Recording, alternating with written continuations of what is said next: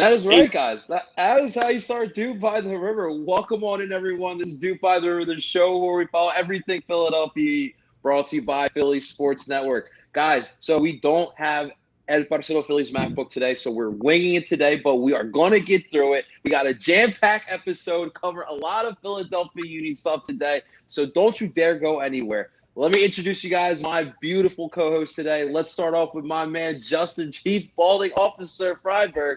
Justin, what's going on today, my man? How you feeling? You know, it's I'm ready to get a nice review of what was a wild DC game, and it wasn't mostly off the field. And I'm interested to take a little trip down south to everyone's most interesting state. Yes, I'm so excited. I'm ready to go. I'm right with you. I got the same mentality to get right into this podcast. We're down in Florida, two teams. We're not sure how we feel about right now, right? But I'm excited to get to it. Of course, we are also joined by my man, Tim Lovinguth with the Absolute Drip. And Tim, what I have to ask, how you feeling after this morning, my man? Oof. I mean, if you're going to lose, I guess if you're the women's team, you lose to Sweden. So that's usually what happens every 40 to 50 games now. That's when they lose. So hey, now they'll go on a run and they'll win gold. It's fine. Everything's good. You can't always just win, guys. For all the U.S. women's team fans, you guys can't always have this easy road. You got to go through some obstacles, and this is one loss. Was it 44 matches? Was that what it is? Yeah. Lost 44. Enjoy the loss, right? Enjoy. It's actually going to build the team up. That's my. If they don't get built up from that, I don't know. They're not going to do anything here. So we'll see. Hey, there you go, Heather, with the great comment there. She's jealous of that kit. We all are. For me, I don't know how I feel about that kit, even though it's beautiful. Yeah, you know what memory pops up in my mind, man. I know. Yeah. Unfortunately, it's a replica for anyone who's wondering. So I didn't spend all that money. It's fake, but it looks good. We're on Dupe by the River budget, not MLS overtime budget, guys. So guys, remember that. And of course, last but not least, speaking of drip, we got my man Zachary Lobasso. Zach, I love the kit. How you doing, man? It's good seeing you. I'm doing well, man. How are you? I'm doing great, man. So, guys, Zach has been getting in the video game. How's that been going so far? I mean, a little hiccup this morning. I recorded it, and it saved as a document instead of MP4, so I got to re-record it. But keep your eyes out for it, because there's going to be some guys on the list of forwards the Union should sign that are very interesting. So, yeah, should be good. Hey, man, that's the game. That is the game of the video production game, right? Like, you're going to have your bumps and bruises, of course. Today we're winging it with the podcast here on the laptop and, of course, the phone. So that is the nature of the business. But, guys, we got a lot to get to today. Before we move forward, guys, do not forget to like the live and, of course, subscribe to the Parcero Phillies YouTube channel. We'll be putting on some content at the end of the week there, not just Philadelphia Union stuff, but some other stuff as well. Of course, all the video portions, the live portions go on there. And, of course, do not forget to subscribe to Dupe by the River wherever you stream podcasts from Apple, Google, and Spotify. Of course, we are also part of PSN Radio. We are also part of the Philly Sports Network broadcasting group there. Of course, guys, to start off today, we actually had some transfer rumors with our Philadelphia Union. Apparently, coming out of Brazil, Ernst Tanner got busy, and he threw a little bit of a bid to legendary club, big club, prestigious club, Palmeiras down in Brazil, a $2.5 million bid for Juan Gabriel Silva, a 19-year-old striker forward who's got a lot of potential. First year with the first team for Palmeiras. It's obviously got a lot of Union fans going. Obviously, a lot of the Union fan base love those Brazilian players and want to see them here. When you see a $2.5 million bid, you're thinking this guy's going to come here and put up some freaking stats. But, guys, really, for me, what it's about is not just this kid that could potentially come here and be big, but once upon a time, this Ernst Tanner got a Roberto Firmino from Brazil as well. And for a lot of Union fans, they're hoping that he can hit goal again with another Brazilian striker. I'm going to start it off here with my man, Zach. Zach, what do you make of this rumor? So after looking into the kid and all that stuff, I'm not too disappointed that they turned down the transfer request, because ultimately what I'm looking for in a forward that the Union are going to sign is someone who has and knows how to score a lot of goals. And through my research, it doesn't seem as though Gabriel Silva has scored many goals in his career. And as a forward, that's not really what you want. Like, from what I can tell, over 3 years, he scored two goals and has 1 assist. But that could just be club. I don't know how he does for the national team and if they have youth numbers and stuff. But first team stuff, he hasn't scored many goals. I think he's played like 30 some odd games for the clubs he's been at. And he hasn't scored a lot. And like I said, what I want from a forward is someone who has scored, who knows how to score a lot of goals in big moments. Maybe is Greek. Maybe is Greek. We don't know. Who knows? But the Union buying young guys. But for $2.5 million, I would rather have a guy who's proven at the craft of putting the ball in the back of the net. You do bring up some good points. It's a little bit of an unknown there, but if something we've learned under this Ernst regime here, I mean, this guy he's got more hits than misses in the transfer market, but definitely something to keep an eye out there, Zach. Tim, anything you wanted to add there as far as this rumor? Yeah, I mean, I think Zach kind of hit it on the head. It's not like if this was a signing that the Union were going to complete, that this player would come in and warrant starting time right away. It seems like Ernst and Jim, because Jim even talked about it in his press conference this week, he trusts the squad that he has, and anyone else that comes in is an added bonus right now. So if they were going after a younger striker, most likely be for depth reasons. Right now we're seeing, Sergio Santos and Kasper Shabilko being the 2 strikers, while Corey Burke is out with Jamaica, in the quarterfinals of the Gold Cup now, going up against the USA here. So that'll be but yeah, there's not many strikers on the Union's roster right now. So I think that's sort of what they were looking into with the green card situation getting figured out with Kasper Spielko and Kai Wagner. They could go and look at, a promising younger international player, which I guess is sort of the route they're looking for right now, as we've seen the other transfer rumors come in too. So. Yeah. So to that point, Tim, that end right there, that's a really good point. Justin, do you think this team does need to make a move for a striker like that? I mean, we do have Corey, like Tim mentioned. We do have Sergio, who, I mean, we'll talk about a little bit. My man's a little bit on fire. And then Kasper is, you've been ringing on his bell a little bit. He's the leading goal scorer in CONCACAF Champions League. Does this team need to make this type of move?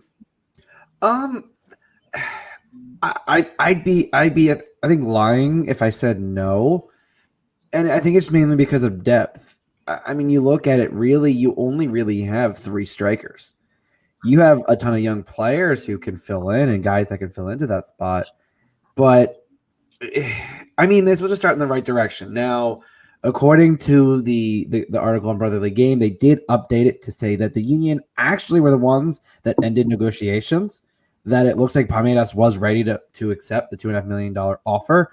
And doing a little digging into the player, I think I'm curious if some of those stats were maybe from the youth ranks, because it looks like he joined the senior team fairly recently.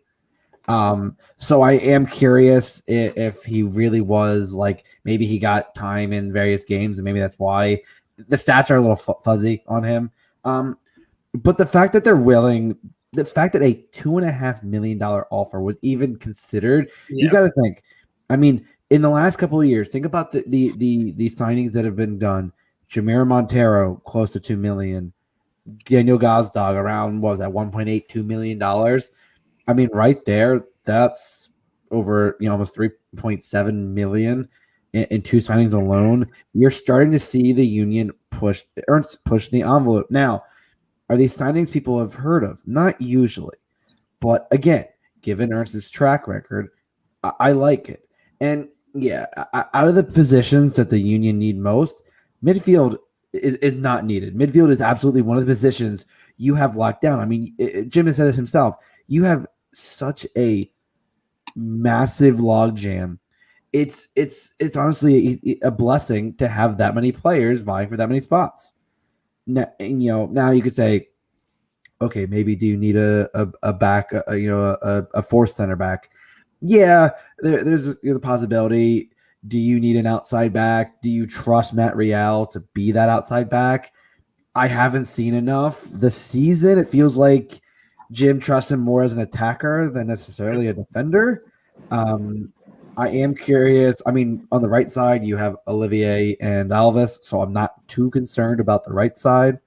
So really, striker is the one position. If you're going to add a player, striker's his position. And while like I said, I love Casper. Casper has been right now one of your more consistent scorers. Sergio is good in spurts. I think that's one of his biggest issues. Corey has shown that he can be a starter, and I think warrants a discussion. That's where the conversation ends. And I think having 4 forwards is, if you're playing in that kind of a 4-4-2 system, you need 2 deep at both strikers because you need 2 different play styles. And it's clear that, like, when you have Corey and Casper, you're playing this. They're basically identical strikers. And now Casper, Corey's a little faster than Casper, but not nearly as fast as Sergio. And Sergio's your burner, but Sergio can't play usually a full 90 minutes. And that's the consideration. I think Jim, and while yes, I agree with him that the roster that they have is very good.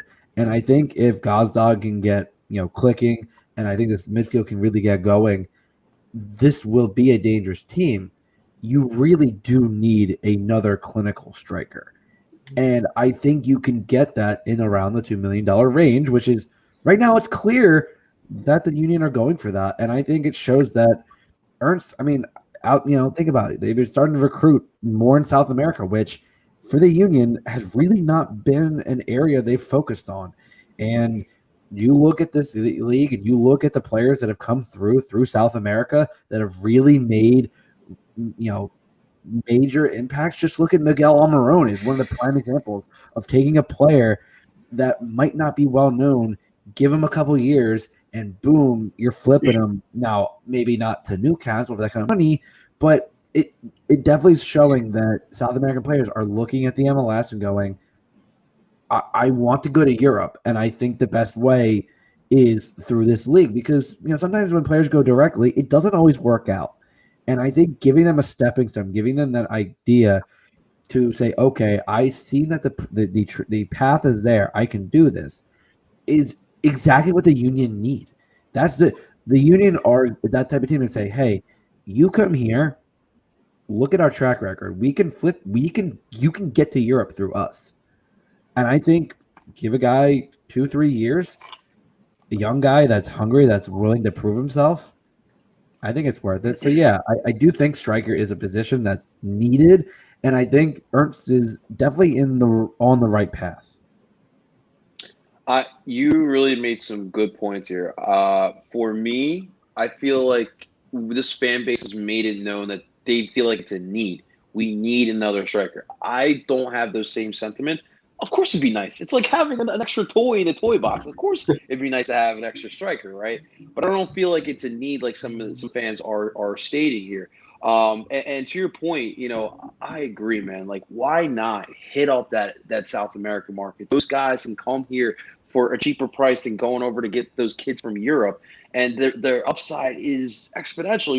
You're seeing it around the league, like you just mentioned as well. I mean, just how many times have I told you, like, I wish the Union would get over like that fear, whatever it is, with Colombia, because dude, I see what's going on in Colombia over the past couple years. There's kids there that can play here and play really freaking well. But because, the Union got bit by Carlos Valdez and America de Cali, like, I just feel like they don't want to go back down there. But yeah, just definitely hit up that South American market. And when we're talking about this price range, you can absolutely add up with a good player there.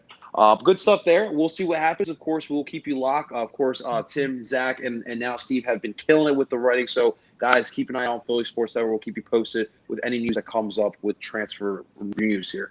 But, of course, guys, we did play a match this past Saturday. We were back at home. Felt like it's been a long time since we were back at home, but the Philadelphia Union in front of, I believe it was 16,000. 16,000 it was a pretty good crowd. It was a great crowd. Yeah. It was a great crowd, absolutely. The Philadelphia Union against another division rival. We just got them playing the Red Bull. Then you got to play against DC United at home, get a big 2-1 win. And I will tell you what, I was not feeling confident after the first couple of minutes. DC, they showed what they've been doing over the past couple of games. Started fast. They had a couple of good opportunities. But the Philadelphia Union with their composure, great building from the back. Ali to Gazdag with a nice chip, and Sergio Santos putting it through the 5-hole, as I was saying to the Philly Sports guy. Big 1-0. Second half, game was very, very restless. So a lot of interesting calls, a lot of, hey, ref, you suck. That type of stuff was going down. A couple goals were taken away, but luckily we got the game sealer. Let me backtrack. We had a PK in was the 60-something minute. It felt like the Red Bull game. And Assad put the PK away, and then that's when in the 86th minute, I believe, or the 85th minute, I believe it was, Sergio Casper leading the transition.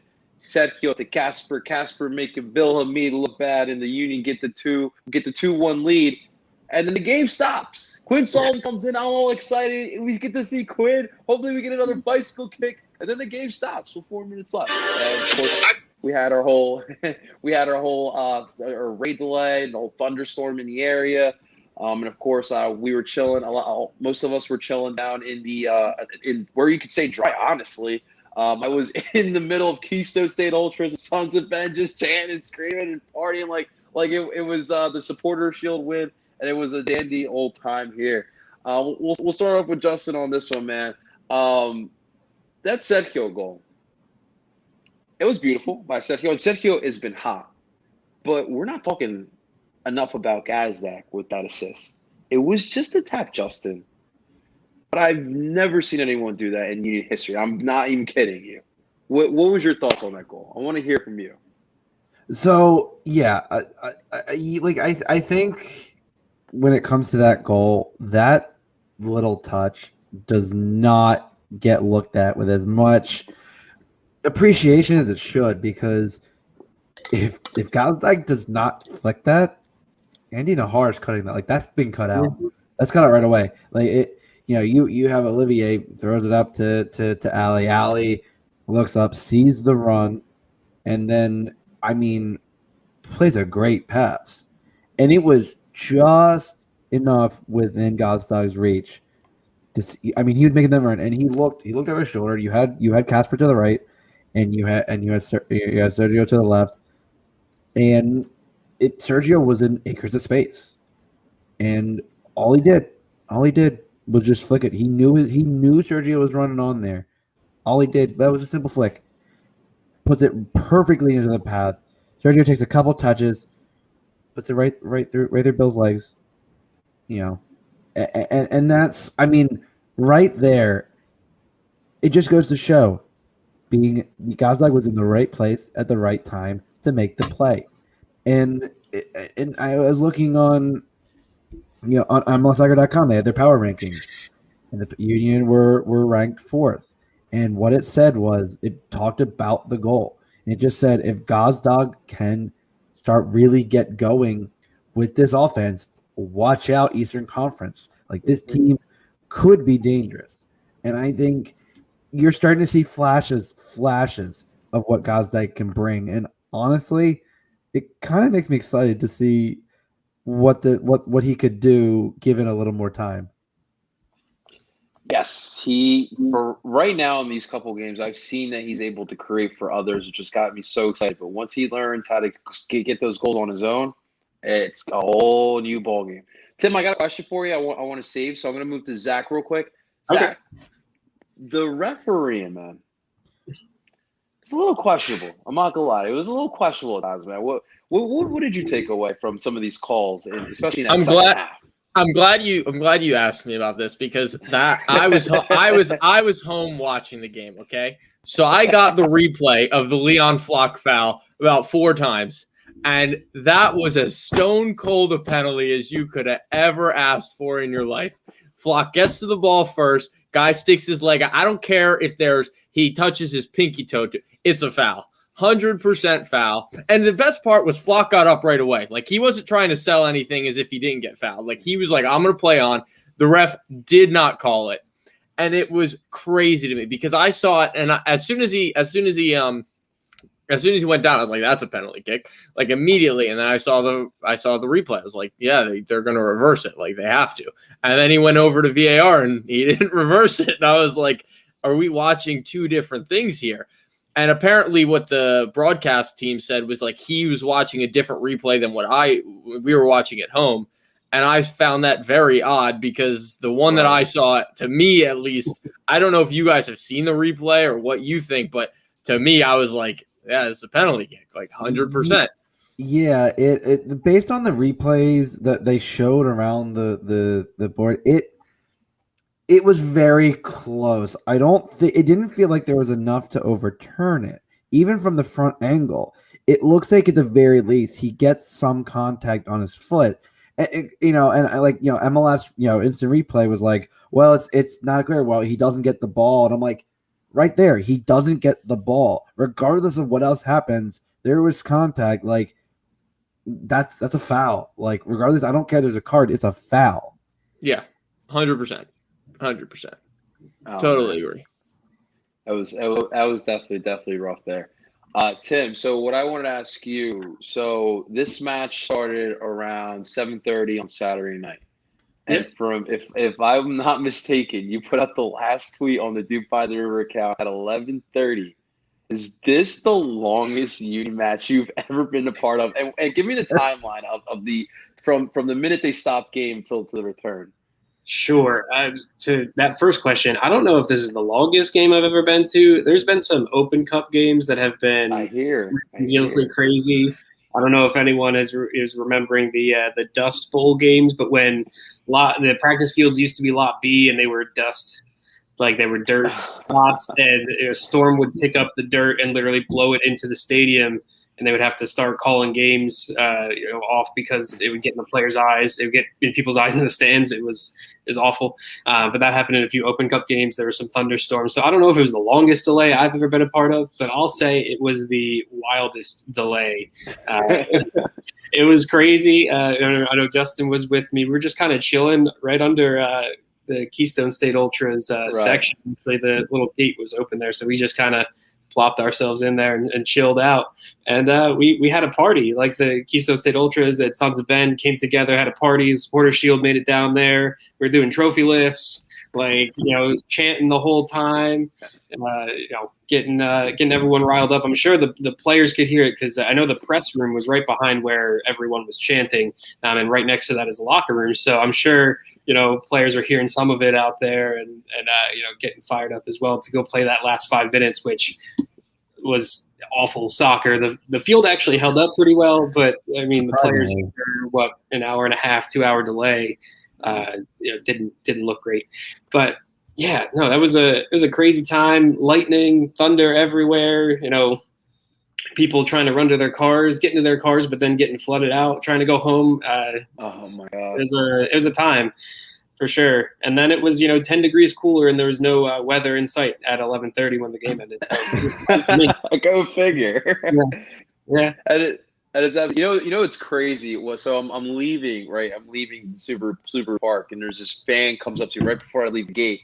He's like, "Come here, man." Gives me this big old hug. He's like, "I don't know you, man, but I'm so excited." I felt like you're at your favorite concert when you're growing up. You got like random people hugging you, and you're like just partying with random people.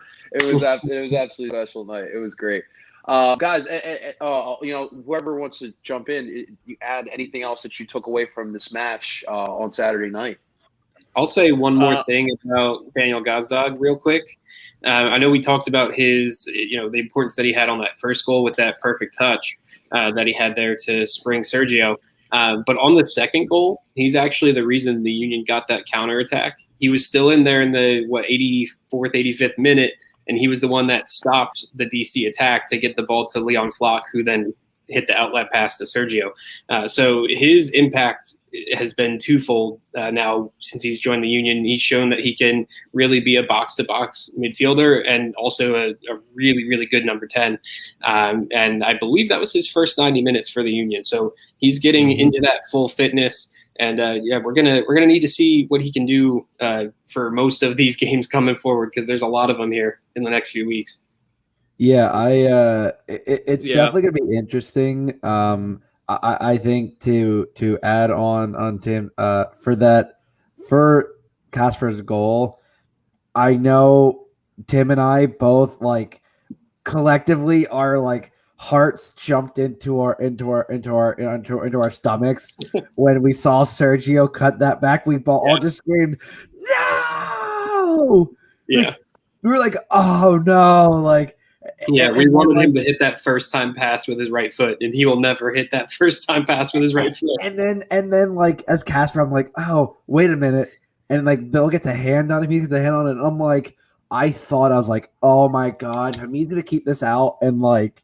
Casper's going to be looking to the sky, and yeah, it was, man, that goal finally went in, like, ironically, right before, like, they called him. We're like, and they literally they called it right then, and we're like, what are you talking about? What lightning? And because like there have been like flashes kind of during the game, but they didn't stop anything, and then all of a sudden it like you heard it, and then it like immediately opened up, like. It just came down, and we're waiting. We actually like we stood there for a little bit, kind of waiting, and then we're like, okay, let's go down, and like you could feel something in the air, like it was weird with the way like you could feel like like a lightning strike, like you could feel it in the air. It was definitely a not the pun electric environment. But and then we get back, a lot of people had left. And it was Tim and I and my friend Eddie, who I have tickets with, and we moved like basically right over to like 1:30, like 7, and we're staying right behind. And like it was a weird feeling because like not a lot of people were in the stadium. DC fans had been ushered out, which security, I will say, security kind of goofed. A lot of them told people that the game was over. But some security I talked to did know the league policies, and did know that they couldn't call it yet. So I will say that was a bit of a like it would have been interesting to see the DC fans if they had stayed. But no, overall it was definitely one of the longer games that I've been to. But listen, also, for the second straight week, I have a correct score prediction, which there you go. That streak's gonna end definitely tomorrow. I can already feel that. But no, overall a good game, and I definitely think it's gonna be an interesting test. And oh my geez, did Johnny just drop? Johnny just disappeared. Yeah. Oh man. What are we supposed to do? I don't know. What are we supposed to do? I know, Zach, you had some thoughts here. I'm taking over hosting privileges until John gets back. You had thoughts on this game. Okay. So yeah, I think the thing that I was ultimately looking for with this game was performance over result, considering how poorly we've played the last 3 games prior to this one. And it was a lot more it made me feel a lot better about the season going forward, because they definitely did bounce back from that poor 3-game skid that they went on. And Gazdag looked good. I look forward to seeing him more. I think that when we buy one of the strikers that's on my list, he'll get a lot of assists to that guy, whoever it is. And then also a testament to how left-footed players can be only left-footed. That Sergio Santos assist to Kasper Shabilko is the ultimate testament to that left-footed players do not need a right foot, because as he was dribbling down the line, I was like, he should shoot this. Like, just right now with his right foot, he should just shoot it. And then I was like, oh, he should pass it with his right foot. And then he didn't do either of those things. Ended up touching it back, almost getting it taken from him, just getting the pass off to Casper and Casper squeaking it in. But I was like you guys, I was stressing the entire time that play was going on because I was like, God, there were just so many things wrong with that. And just because he's a lefty, he's allowed to get away with stuff like that. And so that was funny. But so that's my take on the game. It was entertaining, so that's always good. Yes. Of course, we got the entertainment factor there. And most importantly, guys, of course, we had the 3-game winless streak. Of course, this gets us 3 points now. And we can feel good. We can kind of build off of this, DC, although it's not DC that we all remember. It's a team that's kind of trending upwards. It's a young team that came out with energy, and then we kind of saw that. And they definitely made it an interesting match. But, guys, this week is really important, right, because we have to go down to Florida. And, it's been really chippy with both Florida clubs down there. And with the way the standings are looking in the Eastern Conference, man, it is tight as can be. So today, guys, of course, we're going to do the 2-for-1. We're going to preview both Orlando and Miami in this episode today. So we're going to start off with previewing Orlando. And, of course, as always, guys, trying to get you guys the best possible coverage for the Orlando match. So without further ado, making his debut, we have an honorary Orlando City fan, Freddie Alacron. Freddie, what's going on, my man? How you doing? I'm doing all right, guys. How you guys doing? Oh, we're blessed here, man. We're feeling good after the DC match. We're ready for you guys, and we're excited to have you on, Freddie. Oh, thanks, man. I'm happy to be here. Let's break it down. Let's do it, Freddie. I was a little skeptical, Freddie, because as we know, I'm the resident Colombian here in Philadelphia. When I saw we had a Ecuadoriano here, I was like, no, I'm just kidding. My son. I still feel that 6-1 beating you guys gave to us a couple months ago. Yeah, that's all in the past now. Let's look forward to our future, huh? Freddie, so with me, I'm always curious about asking fans kind of how they got into the MLS and their club that they follow because, Freddie, this is a new club. This is kind of a newer league compared to the other big leagues here in America. So for you, Freddie, how did this love for Orlando start? Really, originally I'm actually from New Jersey. Hey, I moved down here in 2003, I believe. Literally, my folks said, "Pack up your crap. We're going down to Florida. I'm tired of these winters."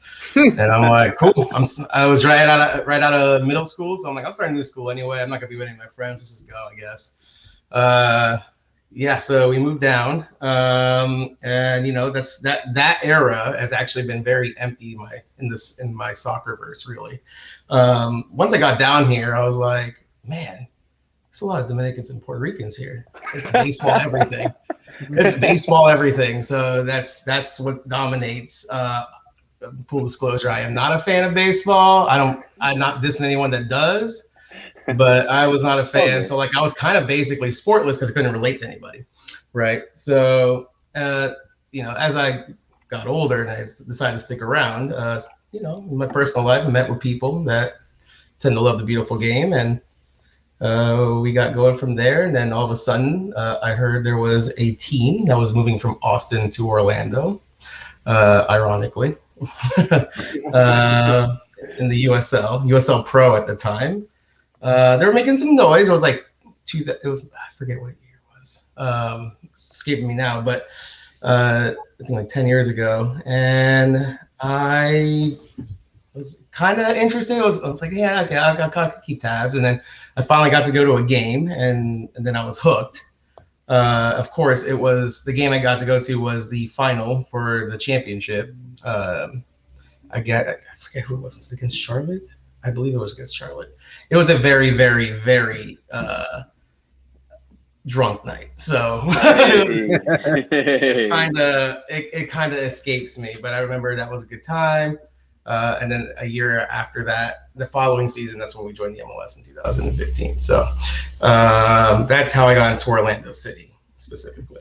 And you stuck with them through some of these heartbreaks and these rough years. Oh, yeah. Yeah, man. I mean, it's rough. And, especially, when you have a team at the time that seemed a little sexier opening up or starting up down the road, the temptation was there to flip. Luckily, I didn't. That's a dumpster fire. My apologies to your next guest. I mean, I don't know if you guys are looking at the scores at all, but we were watching that game, Freddie. Trust me.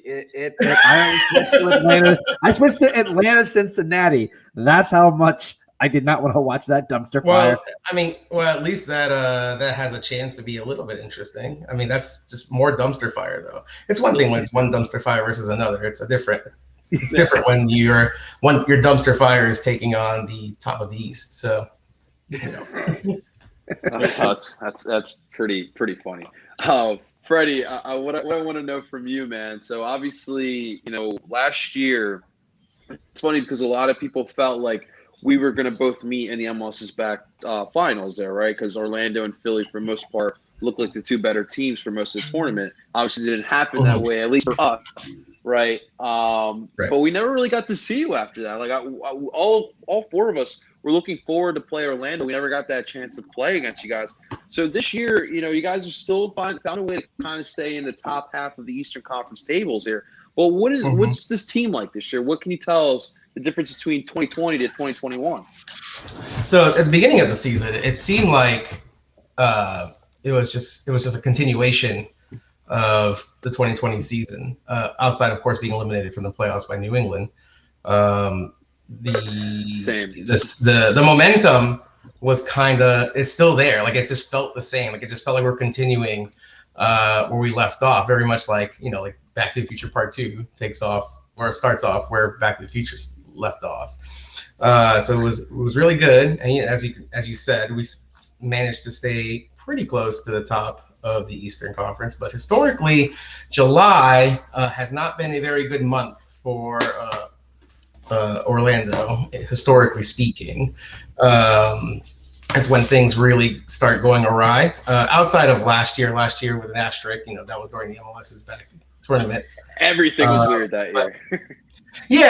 But I mean, that's the only difference, really. It wasn't during the regular season play, so I guess that was the exception last year. But generally speaking, this is when the injuries start coming. This is where the temperature rises. It gets a lot hotter. Even if you live here, I tell Justin this all the time. Like we treat July and August just like you would treat January, February up north. Like you don't leave your house. You crank the thermostat the opposite way. You want it crisp 68 degrees in your house while it's 105. Although it's been a historically low temperature for the summers down here. Climate change. But yeah, July has not been very nice. It's starting to seem that way as well. We had Seba Mendez get at the 11th minute walk off the pitch in Toronto this past week. So it's basically on brand so far, and slowly dropping in the table is also on brand. That goes along hand in hand with what has happened to us every July up until now. So. How has this attack been faring for you guys this year? I'm sorry, say that again? How has this attack been faring for you guys this season? How's it looked? Yeah, the attack is okay. Obviously, the star up front is Daryl DK, right? It's so funny because it's still now. I know he's only played like 3 games since he's come back from Barnsley, but I was so agitated when we played him. I was like, this guy never needed to put on the shirt again, or the purple shirt again, because it's going to hurt his sale, potentially getting injured, or he underperforms in what some people would call a little bit more of an inferior league than the championship. So I was like, this guy needs to not put on a shirt. And of course, he went on as a sub, didn't really do anything. Luckily, he didn't get hurt or anything. And then he showed up the following game. 3rd game, I believe he didn't actually do anything, and now he's on international duty. Hopefully that kind of value's going up after this Gold Cup. Yeah, I mean, we love the guy. If he came out and said, I don't want to go anywhere, I want to stay here, then he's more than welcome to stay. But I think we want that cash money. Well, cash money's going to Europe. Oh yeah. This has been an interesting news day for Orlando City. I'm not sure if you guys heard. Today, the sale to the Will family has officially gone through. That's right. Flavio's no longer the owner of the club. So now the Wilf family released a statement that basically they are partnering or taking on the owners of the Orlando Magic as advisors. And if you guys know who the owners are, it's the DeVos family. Yes, the DeVos family. Amway, Betsy DeVos, like it's them. So we are all pretty mad. If you go onto OC Twitter, it's either fun to watch because everyone's melting down and getting all mad, which is I was one of them. I'm very furious about that announcement. Or you could join in and either heckle us or stand by us. So it's been an interesting day. And then of course within like the last 2 hours, the club released a statement regarding Chris Mueller that Chris Mueller has signed with another club with a pre-contract in supposedly Scotland. That's the word on the news. That's the word on the street. I mean, they just say Europe and all the official communication, but it sounds like it's somewhere in Scotland. Nowhere. There's no specific club being mentioned though. So there's a little bit of rumblings that it's Aberdeen, which kind of makes sense. Yeah, that's what I was hearing. From it, if y'all remember, he was with Atlanta for a little bit there. So that kind of makes sense that all the MLS moves to Scotland may go to Aberdeen. I'm actually but shocked. Hey, Freddie, at least you're not Atlanta. I mean, Atlanta's very fun to watch. I don't know. Atlanta's been having fun with us today too about the DeVos thing, but there are. I think they have bigger issues than they have no room to talk. Who's advising our ownership team? So yeah, literally no room to talk right now. So yeah, there's a few. Is this the same ownership group that owned the Minnesota Vikings? Was that what I heard? Correct. Yep. Mm-hmm. Yeah. Well, yeah. And there's some, of course, Minnesota United supporters that that I am kind of friendly with, who are of course Viking fans, and they're like, just be careful. That's what they say. Just be careful, buyer beware. Just be careful what they sell you. So. Well, I don't know how to feel about the NFL, but it looks like you're a Vikings fan. Just kidding. No, thank you. All right, so Freddie, how do you see this team aligning against us tomorrow? Like I said, historically, Orlando City has not been very good in July. I'm actually looking at the injuries right now. Obviously, Daryl DK is out on international duty.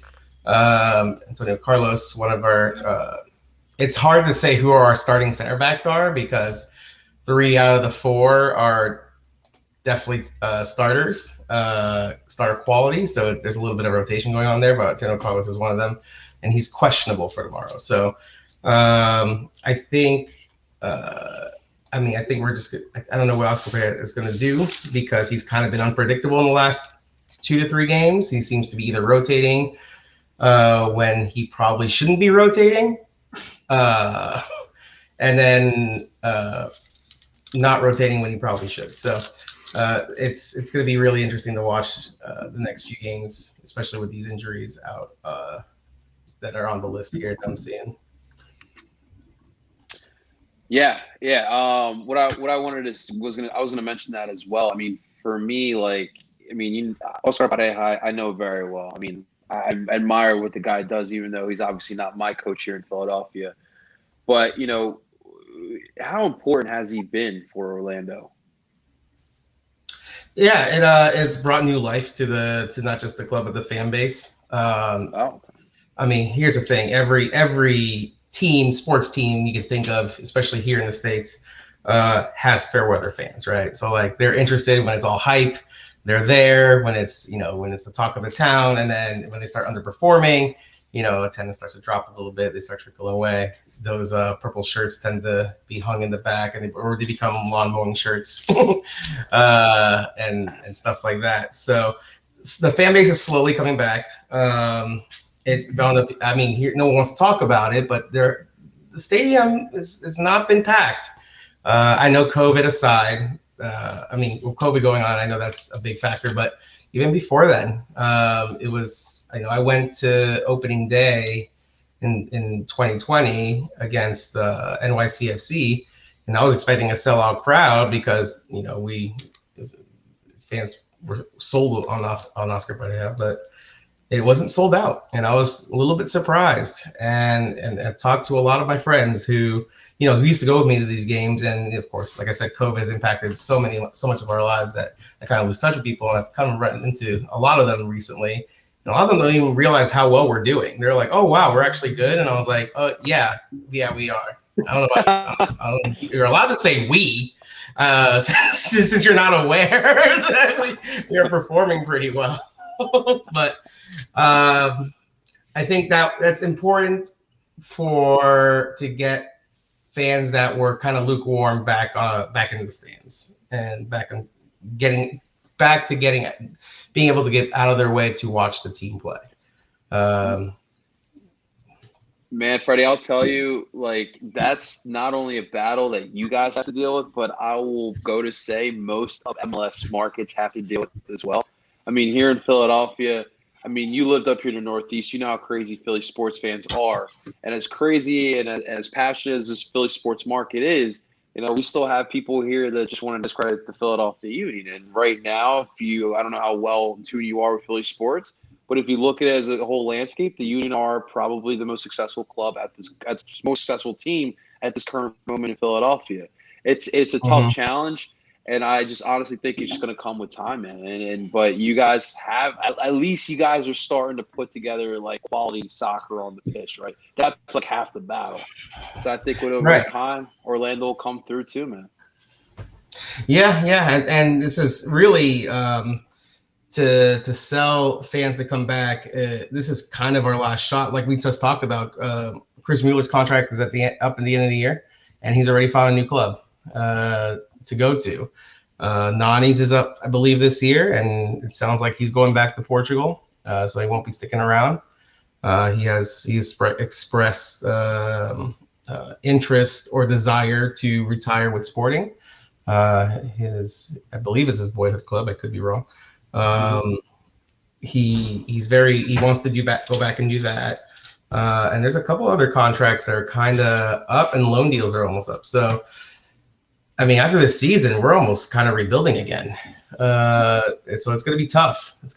But if anyone can rebuild a squad, it's going to be Oscar Pareja. So, and that front office. Luckily, our front office at the moment, as long as the Will family doesn't, decide to do what they want to do necessarily that's against what's happening now, that front office should be able to take care of business. And I mean, even now though, we're as successful as we are right now without 3 DPs. We only have 2. We have an empty slot. Holy crap. That's good business. So, you guys are winning. It's impressive.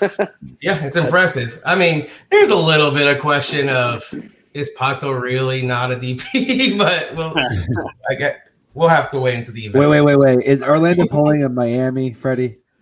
No, because they haven't caught us yet. That's good business. Now that's good business. Where is Pato? Is he injured right now? So Pato got injured in the first game of the season. I'm not sure if you guys saw that.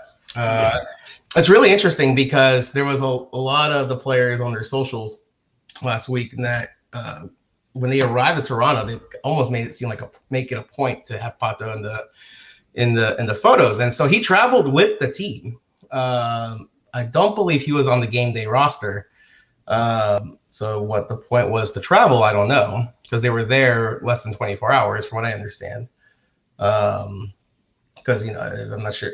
I mean, you guys are probably aware about how the restrictive Canada has been with the sporting events and this and that.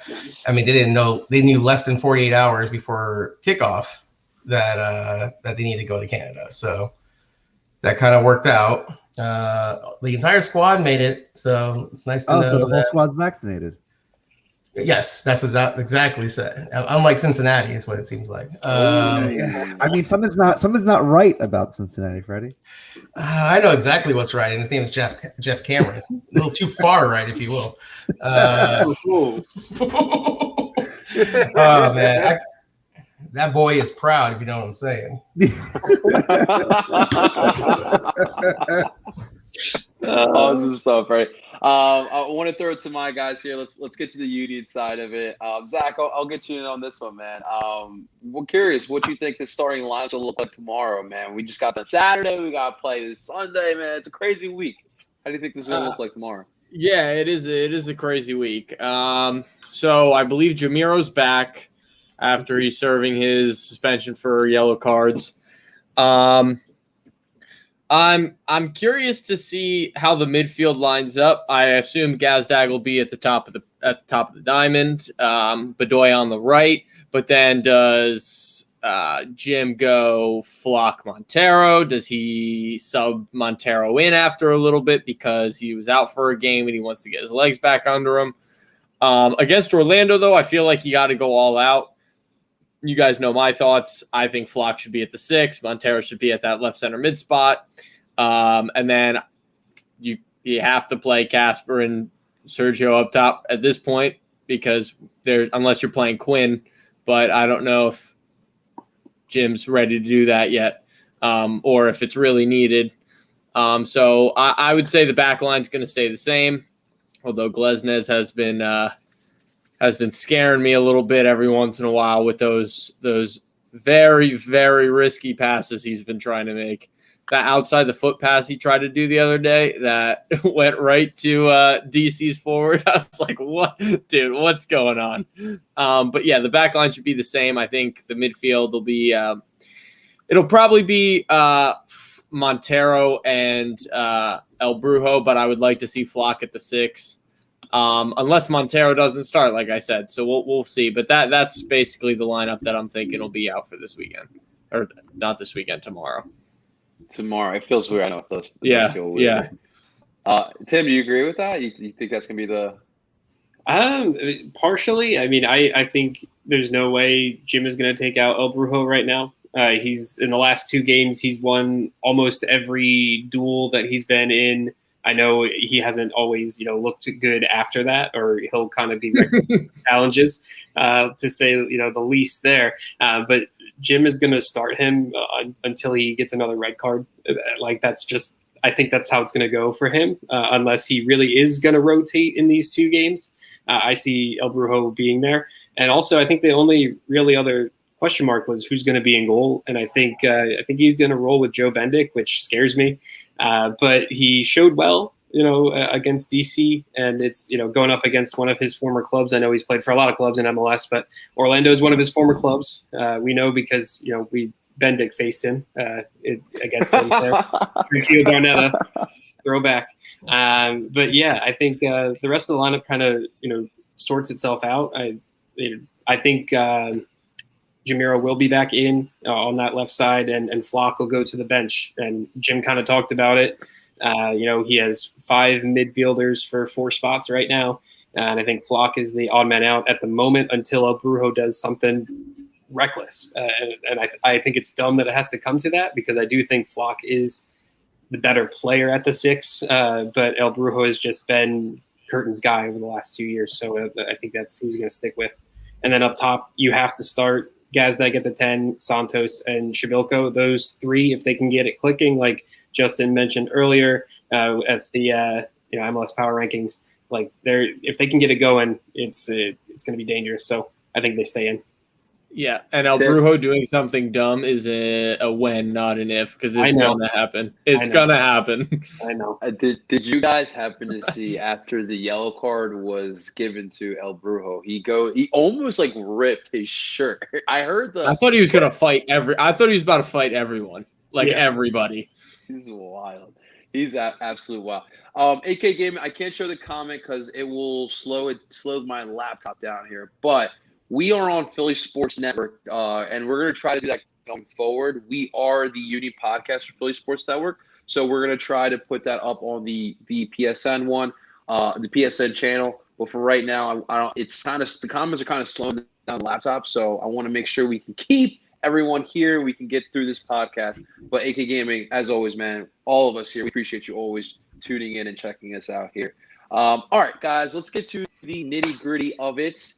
It is prediction time. And of course, as always, we are gentlemen here. We will allow Freddie, the Orlando fan, to start off here. Freddie, what do you think is going to happen in this match tomorrow night? And give me your final score. I think the tired legs of Orlando City are going to catch up to them. I do not predict an Orlando City win.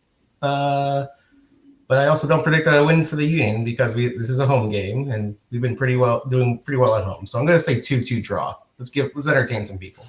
Let's get the people going here. I like it. All right, Justin, give it to us, man. How you see this game going?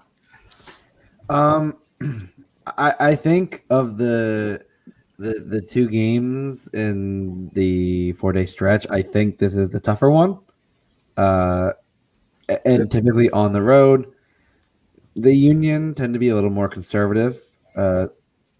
Usually, I'm not feeling. I've been right the last few times, so I want to use my prediction powers for good. My heart says I want another Union win, but my brain really says a 1-1 draw. And I think I'm going to go with that. I think it's going to be a 1-1 draw. I think you're gonna have an eye on Sunday, because I think that's definitely the way more winnable of the two. And I think it's gonna be an interesting game. I think the lineup. I mean, you probably. I think Tim's right. You probably flip out Leon for Jamiro and maybe bring Leon off the bench, or maybe you play Leon on Sunday. But yeah, I think 1-1 draw feels realistic, and honestly, a point out of Orlando, where we've historically kind of had mixed results, is not a bad thing. Never is. It never is. Do you guys remember last time we were in Orlando? It was Jamiro's first year, and I forget who it was. It is absolutely dirty slide tackle on Jamiro. It was one of those moments where I got out of my seat there, but one of those memories I had from this Orlando Philly matchup. Zach, what do you see happening tomorrow, man? All right, so I think the Union are going to play extremely well. They're going to build off what they did. But I think the win of El Brujo doing something stupid is going to happen in the first half against Orlando tomorrow. He's going to get a first half red card. And I think Joe Bendick is going to cost us a little bit, and we're going to lose 2-1 despite playing extremely well. And I think the performance against Orlando, going to Orlando, is more important than the result we get against Orlando tomorrow. Because if you can go down there and show that you can play away from home in a place where historically you haven't been able to play well and put in a good performance, it'll bode well for the rest of the season. You can build confidence off of that. But I just think the matchup against Orlando, tempers usually flare. It's usually very heated. And I think El Brujo is going to get caught up in that at some point and pull an El Brujo moment. But I think they're going to play very well. The rest of the guys, I should say, besides El Brujo. Freddie, if you couldn't tell, Zach is our resident. We call him Negadelphia. He's called himself a realist.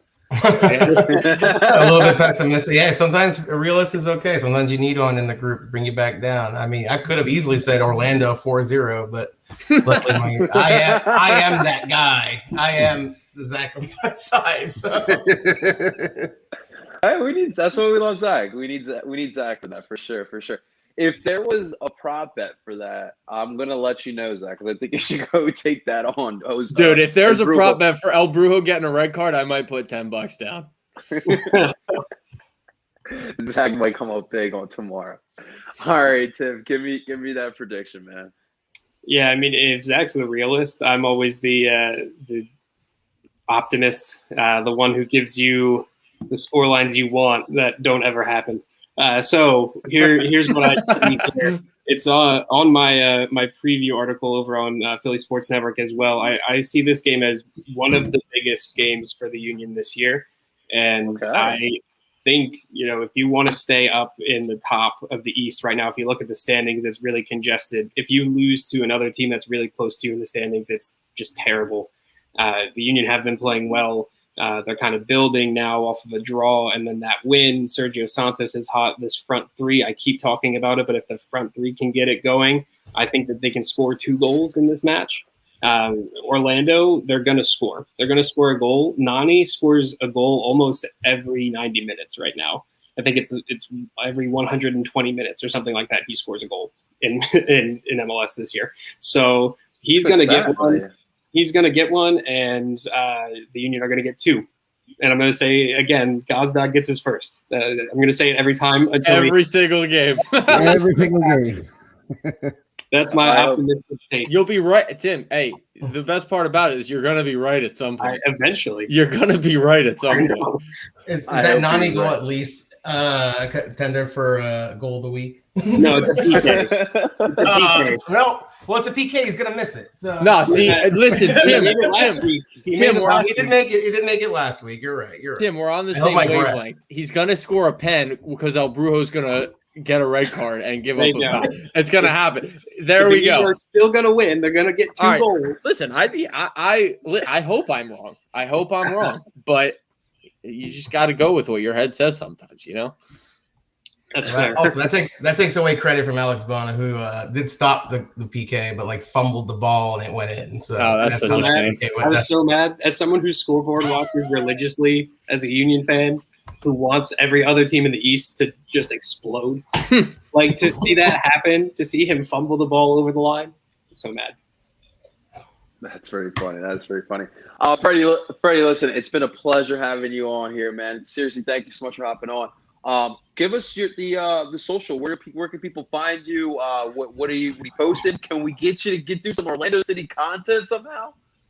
Yeah. I know historically a lot of my peers are not very friendly to other fan bases, but I am not one of them. To the point where in 2020, until the COVID foiled us, there was a little bit of discussion for a third SG out there, just so they could. It's a little bit more friendly, if you will, because I know the Ireland firm and Ruckus tend to rub people the wrong way, including yours truly. So yeah, you guys can find me on Twitter and Insta. The handle is at Freddy_A89.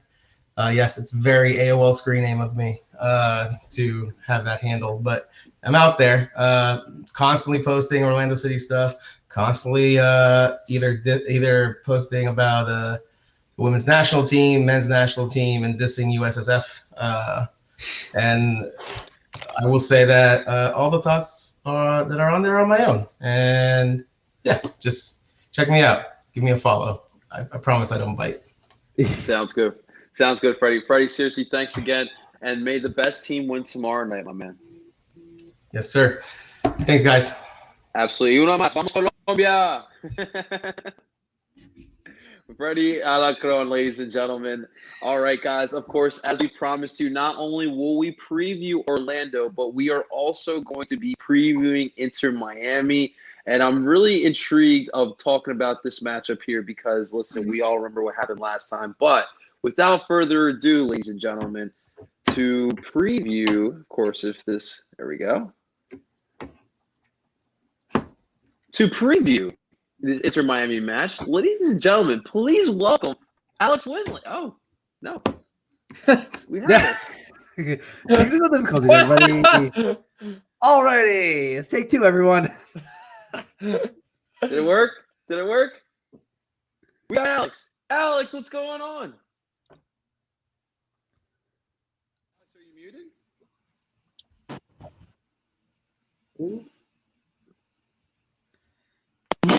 Hello? Oh, there you go. Okay. There we go. Hey, what's up, Alex? Hi, I'm good. I'm good. How are you? I'm doing great. Of course, ladies and gentlemen, Alex is one of the co-hosts of the Heron Outlet. It is one of the Inter Miami podcasts. She does a great job of covering Inter Miami, and we're blessed enough with her presence here to preview this match this upcoming weekend. Alex, of course, tonight we kind of saw a scoreline, so we'll wait to get to that. Rather be here than watching that game. It's brutal right now, honestly. Yes. Alex, we kind of wanted to know a little bit about you, Alex. So kind of what got you into the beautiful game? What got you into Inter Miami? And what got you into the here on out with that? So yeah, I've been a fan of soccer since as long as I've been alive. I've played it in high school. I played in middle school. I played as a kid, and I've always been a big writer. So it was just a natural transition. I've always liked the game, the tactical side of it. So it was a bit of a no-brainer. I got into writing with my college paper, and then it kind of snowballed from there. Very nice. And how did the love for Inter Miami start? Well, I'm born and raised in Miami. We haven't had an MLS team in it was before I was live. Really, they folded. Yeah, it was just it's a natural thing, hometown pride. Yeah, I'm just glad we got our MLS team back. Although they're pretty bad right now, I'm just happy we have a team. Absolutely. Do you run into some of those Fusion fans every now and then? Yeah, a couple of them, a couple of the old heads who were there back then. Yeah, they're part of one of the 3 supporters groups that the club has right now. Well, that's awesome. That is Yeah, that is pretty cool. We do have some history here in Philadelphia, but you guys literally had an MLS club before, and I wish the Fusion never would have left, but obviously things were different back then. But that is definitely pretty cool there. So kind of what we want to find out first, Alex. We kind of saw you guys at our home opener earlier this year. We were unveiling our supporters shield banner. It was a great jolly night at Subaru Park. We're up 1-0, and we were still on the high for Champions League. And then the Higuain brothers just ruined our night.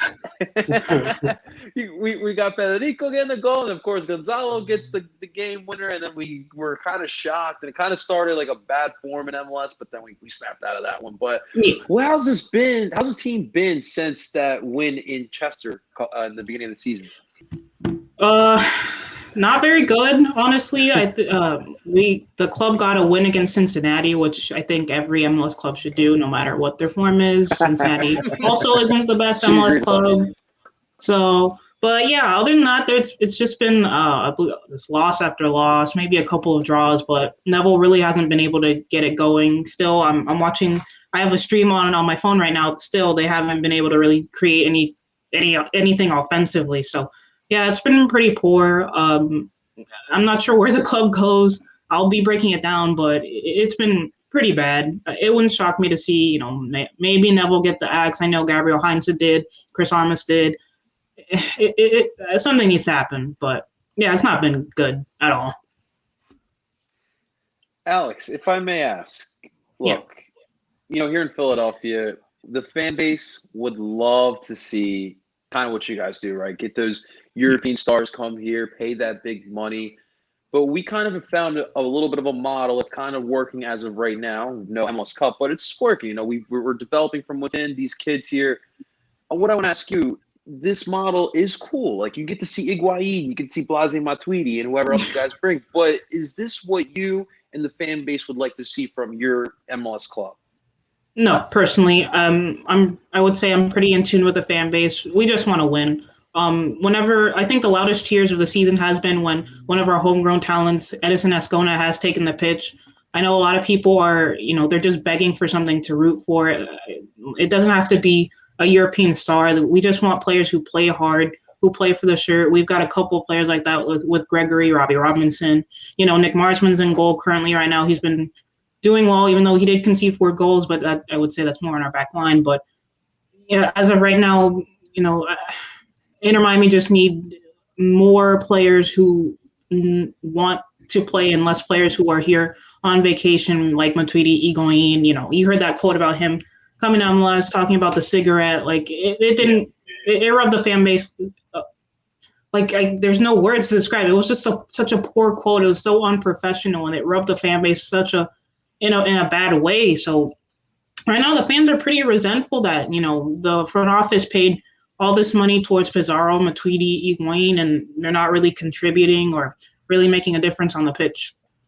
Oh yeah, I got a word for it. It's patronizing, and the exact attitude that many European superstars come over here and listen. Higuain, I joke Higuain is an embarrassment to balds.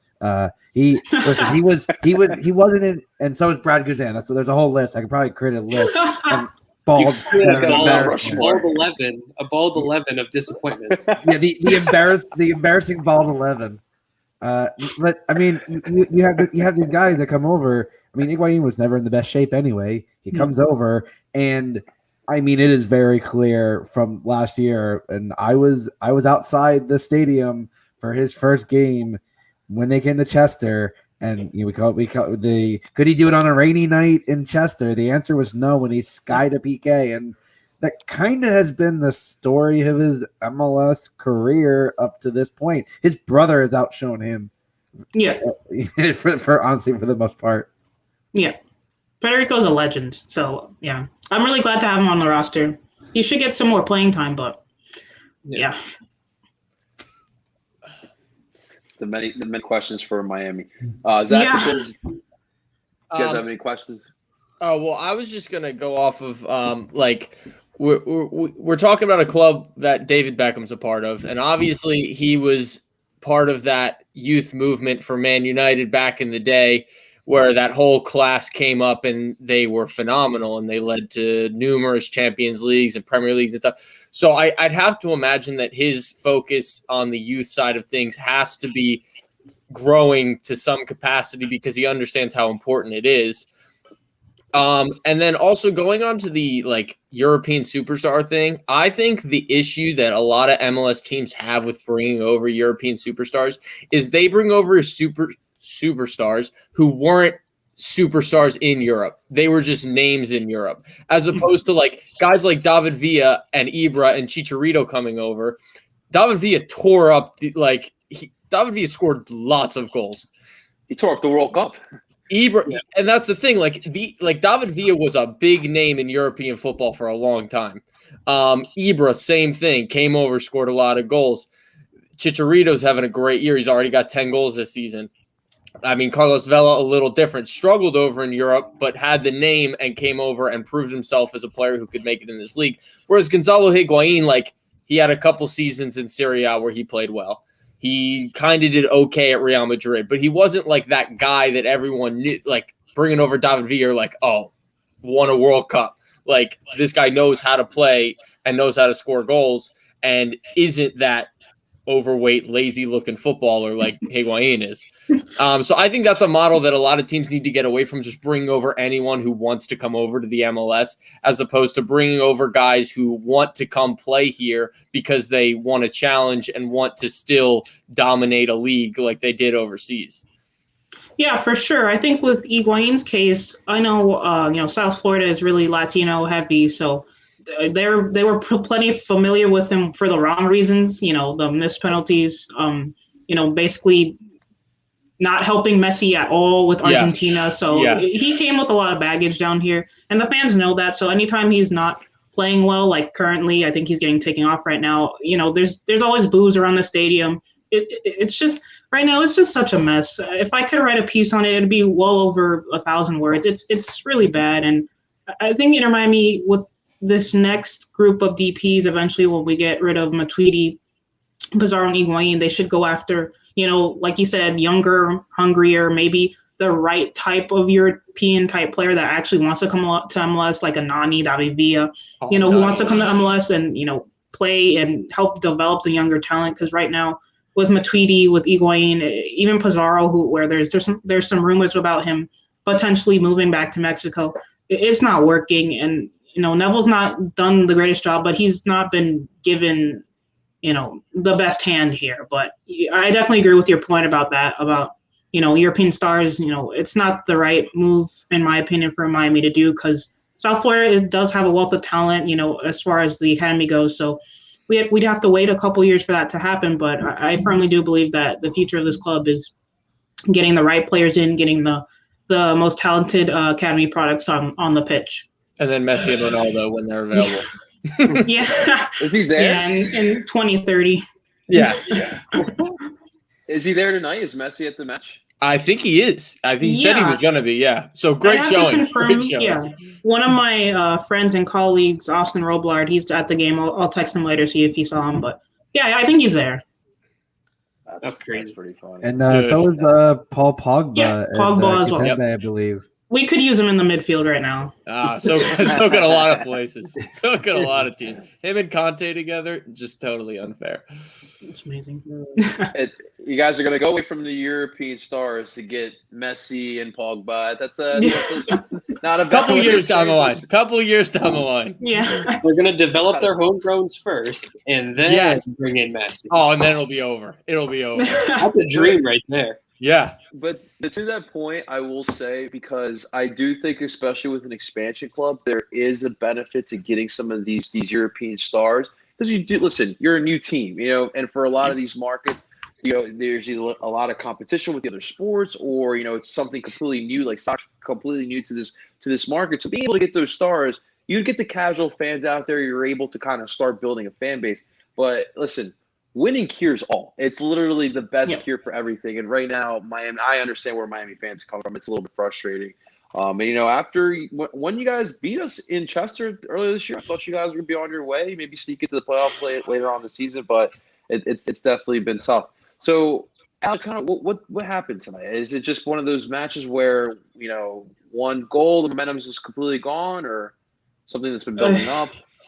Well, our back line right now, it's a bit patchwork. We had 4 center backs starting along the back 4. Christian McCoon, who's naturally a DM center back, he was at left back. We have Nico Figal, who's naturally a center back, playing at right back, and we have Shawcross playing with Leandro Gonzalez-Perez, which they're not the fastest pairing, so it's a bit harsh. Yeah, it's harsh. On our new goalkeeper, Nick Marsman, who's done a great job, even though, like I said, he let up 4 goals. He's saved a couple of them, which could have made the scoreline worse.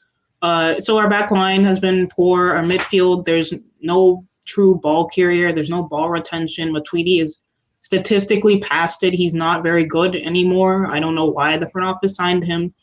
I wish we had Gregory. He's suspended with yellow cards, but right now it's just such a mess. Like, I'm repeating the same points because it's a broken clock.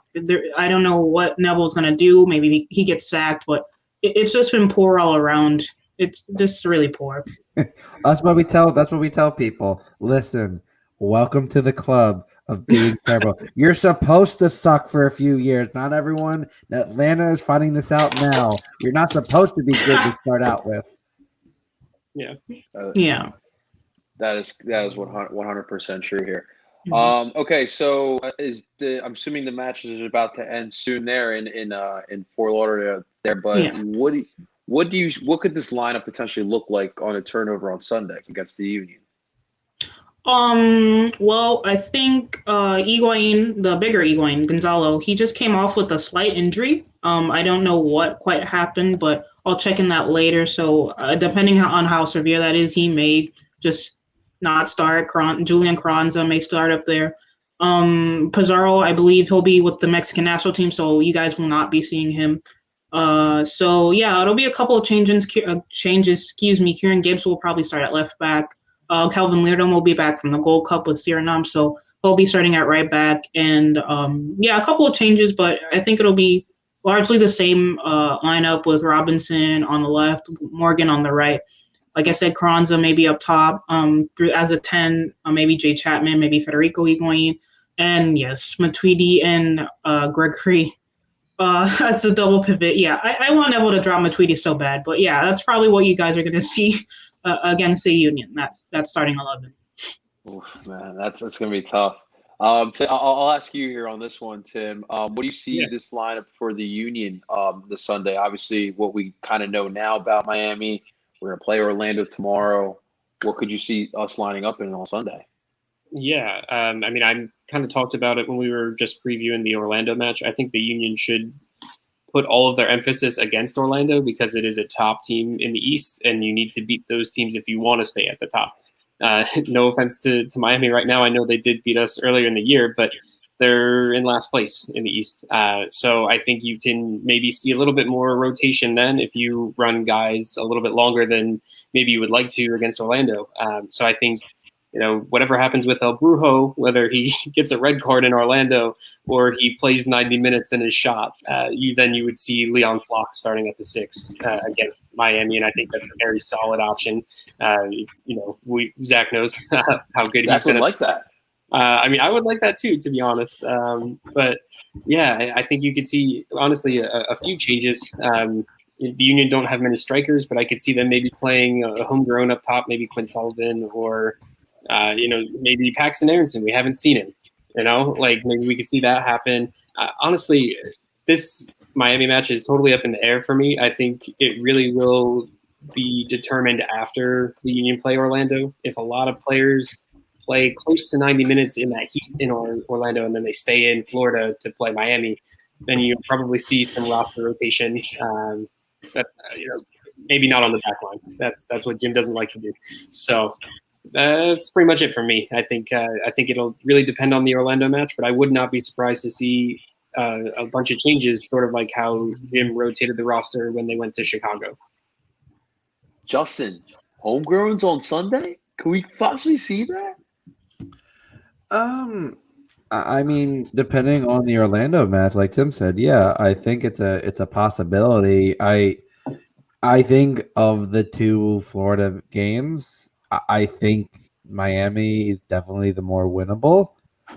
So I think Jim might decide to experiment a little. I think, as I said, the lineup for the Orlando game would probably be Leon out for Jamiro. I think the inverse is true for the Miami game, and then I think maybe you move Gazdag up as a striker. Maybe you have Jack McGuinn in or Quinn Sullivan. Maybe even a Paxton Aronson sighting. He has been on the bench.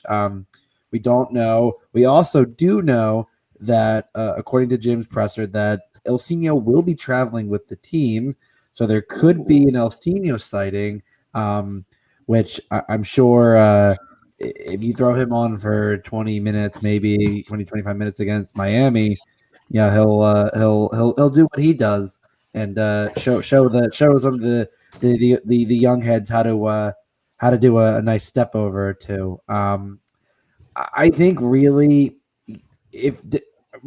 based on the result in Orlando, I think you're gonna have a lot of change.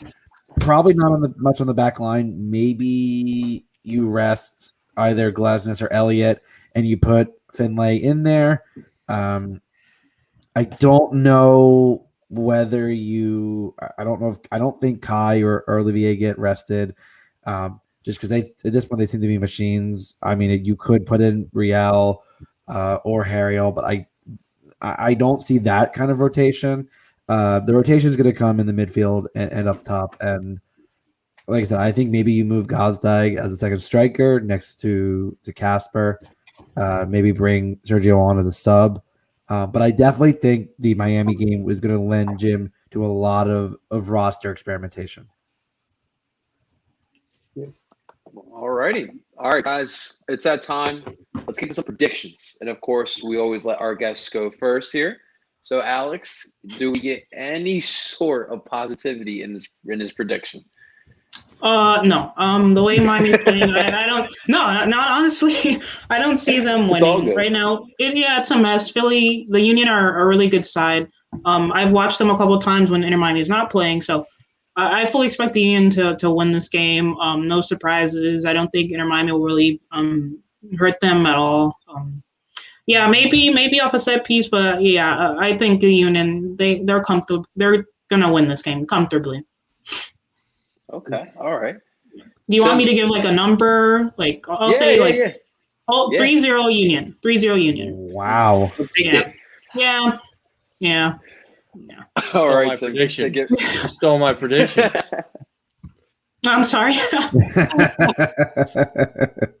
Real quick. I want to give props to Alex for giving predictions on a game that's happening this weekend while her team is getting scored on again. Yeah. He just conceded